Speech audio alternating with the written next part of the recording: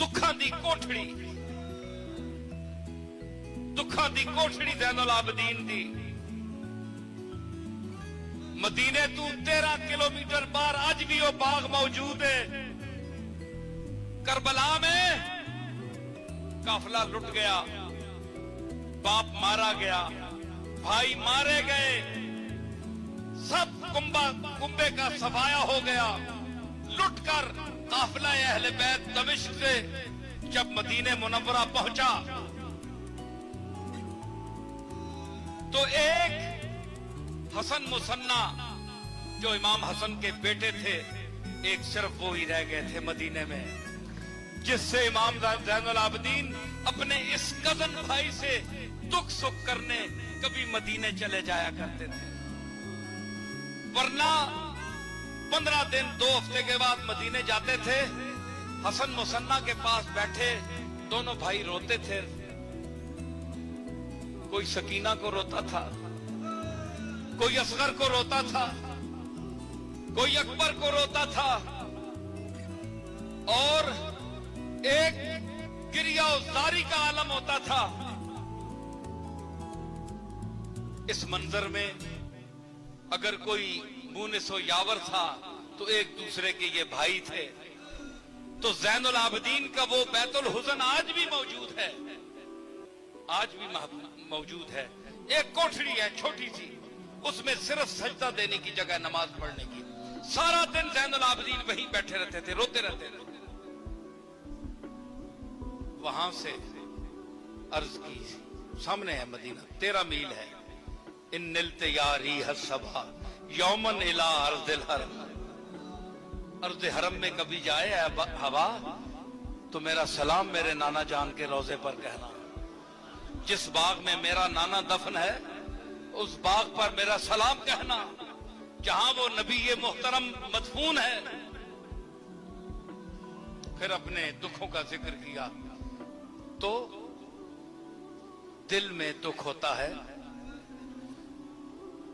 ज़ैनुल आबदीन से किसी ने पूछा, ईद का दिन था कि इमाम आज 60 साल होने को हैं, 50-60 साल का गुजर गया अरसा, और आज तक आपके लबों पर हमने कोई मौजे तबस्सुम खेलते हुए नहीं देखी, कभी मुस्कुराते हुए आका आपको नहीं देखा।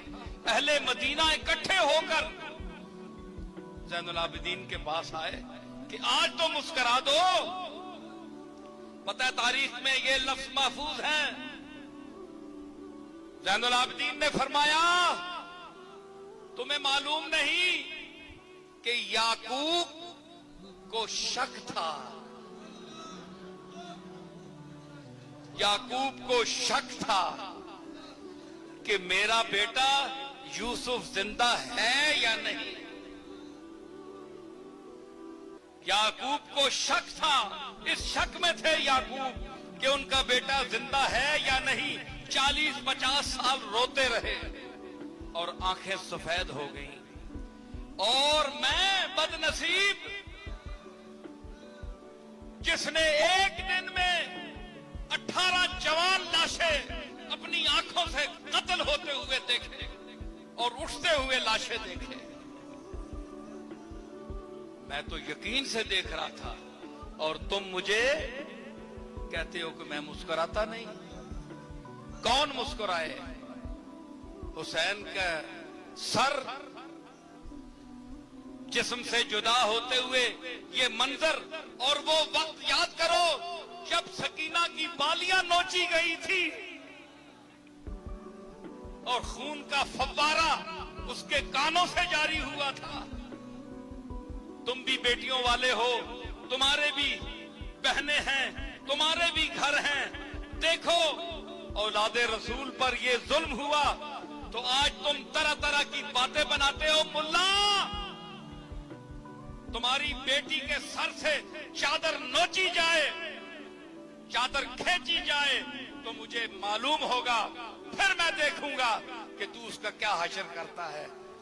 वो रिदाए ततहीर जिनके सरों से उठाई गई और सरे मजलिस यजीद के दरबार में सैयदा फातिमा की लाडली ज़ैनब की बहन फातिमा के सर से चादर ये कहकर उतारी गई कि ये रिश्ता मुझे दे दो।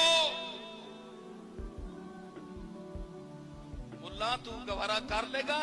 तेरी बेटी को देखकर कोई कहे कि रिश्ता मुझे पसंद है? बेगैरतो, हया करो बेगैरतो। अहले बैत के दुश्मनों, हसन हुसैन सैयदा ज़हरा के नूर हैं और कमली वाले के मंजूर हैं। ये कैसी उम्मत हो कि नाना का अदब तो करते हो, औलाद को बुरा जानते हो। जो औलाद को बुरा जाने, बाप उसको अच्छा नहीं जानता, नाना उसको अच्छा नहीं जानता। आपके मोहल्ले में आपके बच्चे को कोई थप्पड़ मारे, आपके पास बच्चा रोता हुआ आए, तो आप किस नजर से उस आदमी को देखेंगे? बोलिए आप, किसने, तुमने क्या किया है? और तुम दिल में रखोगे वो बात कि इसने इस मौके पर मेरे बेटे के साथ ये सलूक किया था। याद रख, अगर तूने हसन हुसैन का, और क्या तू कर सकता है? कौन देता है? देने को मुंह चाहिए। तू क्या कर सकता है? कम से कम अदब ही रख, हया कर, और हुसैन के दुश्मनों को हुसैन का दुश्मन समझ और अपना दुश्मन समझ। अगर नहीं समझेगा तो कल क़यामत के दिन हुसैन का और हसन का नाना अगर पुल सिरात पर खड़े हुए तेरे गुजरने के वक्त ये कह दे कि मेरे मालिक, ये मेरे हसनैन को पसंद नहीं करता था, इसको मैं नहीं गुजरने दूंगा। तू क्या समझता है कि कमली वाले के इशारे के बगैर अल्लाह गुजार देगा?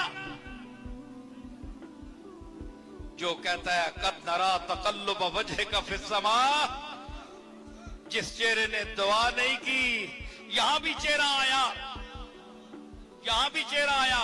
कद नरा तकल्लुब वजहिका, देखिए आज चेहरे पर गुफ्तगू हुई है। जिसका चेहरा उठ जाए तो किबला बदल जाए, जिसके मिजाज में बरहमी आ जाए तो वो तुझे क्या खैरियत से पुल सिरात से गुजरने देंगे? नहीं गुजर सकता तू। इसलिए हसन और हुसैन की, इसकी मां फातिमा तो ज़हरा की, अली की इज्जत कर, अदब कर, मोहब्बत कर इस खानवादे से।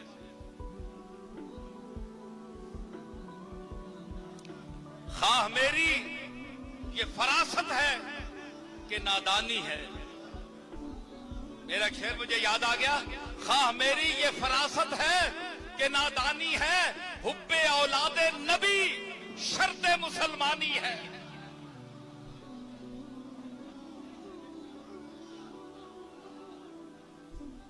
इसके साथ साथ हम एहतराम सहाबा किराम करने के भी मुकल्लफ हैं।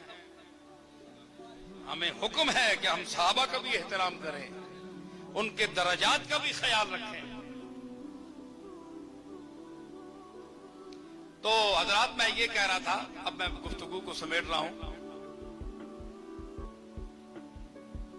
हाँ, तो ये इमाम हसन की खिलाफत के मुतल्लिक कह रहे हैं, भाई रोशनी डाले। रोशनी क्या है?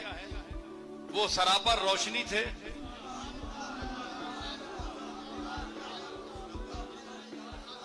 रुका आया कि रोशनी डाले। भाई रोशनी क्या डाले? रोशनी पर रोशनी क्या डाले? बड़ी हिमाकत है, आफताब को चराग दिखाएं।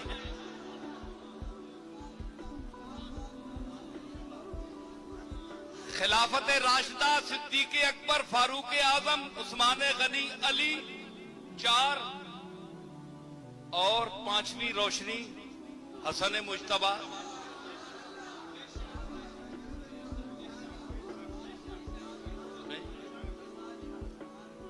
तो 6 महीने आप खिलाफत पर बैठे। जो 6 महीने बकिया थे, हुजूर ने फरमाया मेरे बाद 30 साल होंगे जो मेरी खिलाफत के होंगे, उसके बाद अमारत है, दुनिया है। 6 महीने पूरे हुए तो हसन ने कहा नहीं, दुनिया में नहीं चाहिए, जिनको दुनिया चाहिए वो ले जाएं। हम तो वारिस अपने नाना के हैं, जिनको दुनिया जरूरत है वो दुनिया ले जाएं।